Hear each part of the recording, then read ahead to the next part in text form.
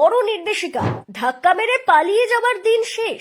টোটোকে শৃঙ্খলায় আনতে number plate ও QR code আনছে পরিবহন দপ্তর, কিন্তু রেজিস্ট্রেশনে কত খরচ? টোটো চালাতে হলে রাজ্য সরকারকে মাসে কত টাকা দিতে হবে টোটো চালকদের? রাজ্যে অনিয়ন্ত্রিত টোটোর দৌরাত্ম্য রুখতে বড় পদক্ষেপ রাজ্য সরকারের। এবার থেকে টোটোতেও নাম্বার প্লেট। 30 নভেম্বরের মধ্যে টোটোতে বাধ্যতামূলক রেজিস্ট্রেশন নাম্বার, এমনটাই জানিয়েছেন রাজ্যের পরিবহন মন্ত্রী স্নেহাশিস চক্রবর্তী। টোটোকে শৃঙ্খলায় আনতে কড়া পদক্ষেপ রাজ্যের। পরিবহন মন্ত্রী দপ্তর সূত্রে খবর, এবার থেকে রাজ্যের প্রতিটি টোটোকে রেজিস্ট্রেশনের আওতায় আনা হবে এবং দেওয়া হবে অস্থায়ী এনরোলমেন্ট নাম্বার সহ নাম্বার প্লেট। শুক্রবার পরিবহন মন্ত্রী বলেন, কমপক্ষে 10 লাখ টোটো আছে সারা রাজ্য জুড়ে। ন্যাশনাল ও স্টেট হাইওয়েতে টোটো চলাচল করবে না, কিন্তু রাস্তা পারাপার করতে পারে।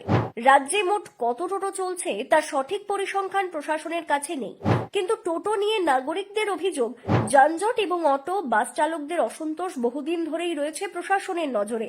লক্ষ লক্ষ মানুষের জীবিকা তাই বন্ধ করতে নিষেধ করেছেন মুখ্যমন্ত্রী। মারাত্মক যানজট তৈরি হচ্ছে, অন্য নাগরিকদের সীমাহীন অসুবিধে হচ্ছে। টোটোকে শৃঙ্খলার মধ্যে আনার কাজ শুরু হলো। কিউআর কোড দেওয়া স্টিকার লাগানো হবে টোটোর গায়ে। চিহ্নিতকরণের কাজ শেষ হওয়ার পর টোটো চলার রাস্তা বেছে দেওয়া হবে।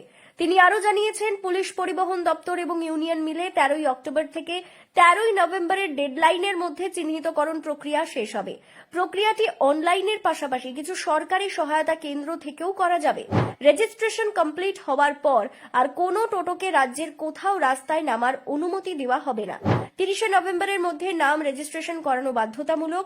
যারা করবেন না তাদের টোটো রাস্তায় চলতে দেওয়া হবে না। টোটো রেজিস্ট্রেশনের জন্য দিতে হবে 1000 টাকা ও 6 মাস পর থেকে প্রতি মাসে 100 টাকা করে দিতে হবে। বছরে মোট 1200 টাকা জমা দিতে হবে। টোটো চালকদের বীমার আওতায় আনার সিদ্ধান্তও নেওয়া হয়েছে বলে পরিবহন দপ্তর সূত্রে খবর। টোটো রেজিস্ট্রেশন প্রক্রিয়া অনলাইনের পাশাপাশি নির্দিষ্ট সরকারি সহায়তা কেন্দ্র থেকেও করা যাবে।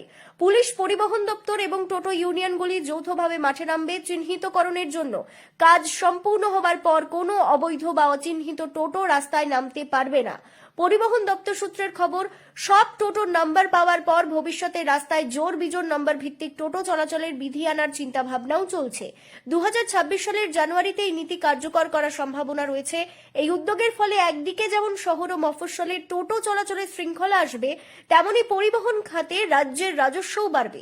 নাগরিক দুর্ভোগ কম করার পাশাপাশি চালকদেরও এক সুরক্ষিত ও স্বীকৃত জীবিকা নিশ্চিত করাই এই প্রকল্পের মূল লক্ষ্য বলে আধিকারিকদের মত।